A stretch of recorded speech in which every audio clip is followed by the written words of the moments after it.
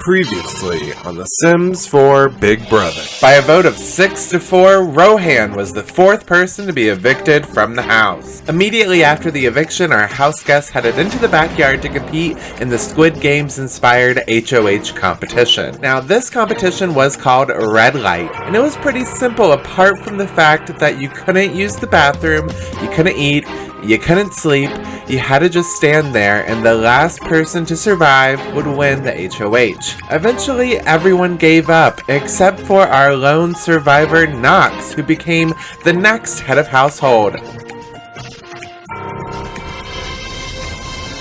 However, as the game enters level 4, a new twist was unleashed upon the house. This one was the duos twist, and based on whoever you sat next to at the end of the competition, made you a duo with one other house guest. Now, thankfully for Zoe, that means that she became HOH alongside Knox. But Knox would hold all the responsibility of nominating one duo for eviction. However, it seemed that Knox only had one thing in mind, and that was getting closer to Vanessa. It was safe to say that Diego and Vanessa were safe as a duo at the nomination ceremony. However, we can't say the same for Cassandra and Kaori, as Knox decided to put up that duo for eviction. However, we still have the power of veto. Will that duo be saved? Will another duo go up? Find out now on The Sims 4 Big Brother!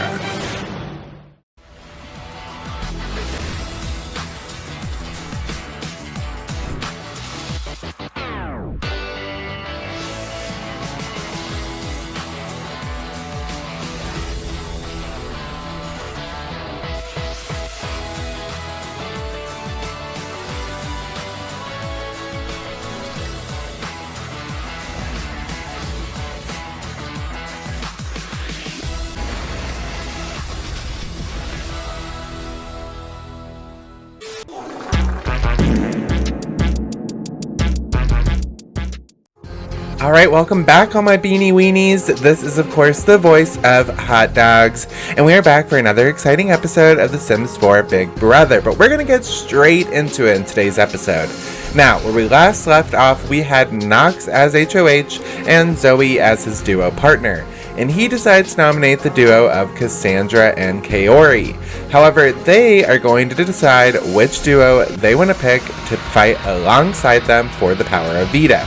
So first, we get a little look at Cassandra's relationship statuses, then we take a little bit of a peek at Kaori's. Based off of that, the two of them are closest to the duo of Mark and Akira. So, Mark, Akira, Knox, Zoe, Cassandra, and Kaori will all compete in the next Power Veto competition. And you know what? Why don't we just go ahead and compete? So everyone, head on into the backyard. Let's go through those double doors and get into that battleground we have back there.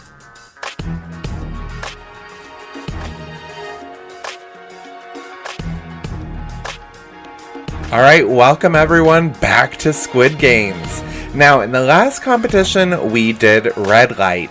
And of course, it means that this competition is going to be Green Light. So it's the complete opposite of your HOH. Instead of standing still, you have to keep staying in motion. All of you can go on and get onto your treadmills now, and the last person to get off the treadmill will win the power of veto. And I have to say, the one person that they should have picked for this competition should have been Dina. I mean, Dina lives on the treadmill and in the gym. This would have been the one competition she would have nailed and would have definitely won and beat everyone that was competing against her. But, you know, maybe it's a good thing she's not involved. I don't really know, but that would have definitely been my pick. But so far, everyone seems to be doing pretty well, except for Cassandra, who has just discovered that she's clumsy. Probably not the best time to discover that, and she soon finds out why.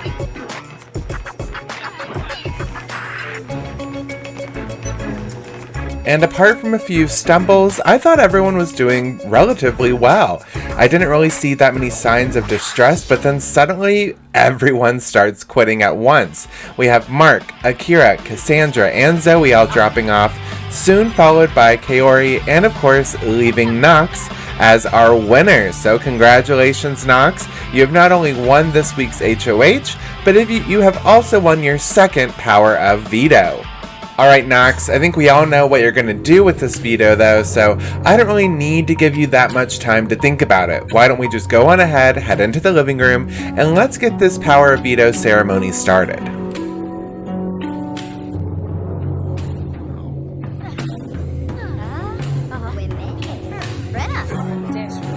Alright, so because Knox hasn't made any new enemies or anything like that, nothing has really changed apart from his relationship with Vanessa, he is going to not use the Power of Veto. That means Cassandra and Kaori, the two of you are going to remain on the block and will face eviction on Friday.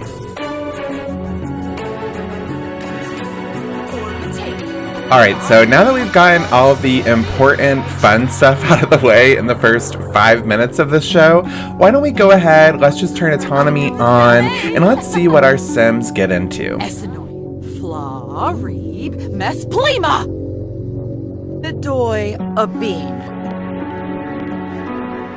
Now, I know this might sound shocking, but the two nominees don't really spend that much time in the have-not room. A majority of the time when they get tired, they end up just falling asleep on a bench or a chair somewhere. So I do want to make sure that Cassandra and Kaori spend enough time in there, okay? They need to suffer a little bit. And as we see, as soon as they go in there, Kaori actually discovers that she is squeamish. So she's not going to have too great of a time surrounded by all these radioactive rats. It doesn't seem like this is going to be the pillow fighting fun duo that we had when Joaquin and Vanessa were have-nots. Instead, the two of them do not seem very happy at all to be trapped in there. And in fact, they end up just running out immediately. We're going to see how long I can keep them in there, how many times I can send them in the room, but I don't know, it might be a struggle with these two. Downstairs, however, it seems as though dinner is served and everyone is munching down to some beanie weenies. Hell yeah. However, that does mean that we're going to have a few gassy house guests left over after. And it looks as though there might be some tension brewing still between Mark and Diego. Now, the two of them did have a feud when Diego tried to go over to the girls' side to secure his own safety, and it doesn't look like the two of them have seemed to patch it up, mend bridges. I don't know what I'm trying to say there, but they haven't really fixed up their relationship. And actually, when Mark ends up sitting down at the table to eat dinner, Diego gets up and just walks all the way upstairs, tries to get as far away from him as possible. And I think he actually ended up losing his appetite. He ends up putting that bowl of beanie weenies down and just playing a game of darts by himself. Not very good on Diego's part, however, as this is not going to help mend his relationship with anyone else. And in fact, since Mark is down there eating with everyone, joining everyone, it's probably going to help him more in the long run. We see that Kaori ends up coming up there, and instead of checking up on Diego, she just takes his smelly beanie weenies and takes them back downstairs for herself. And with a mix of period cramps, beanie weenie gas cramps, a lot of the house guests are either smelly or in pain. So this is going to be a rough afternoon in the Big Brother house.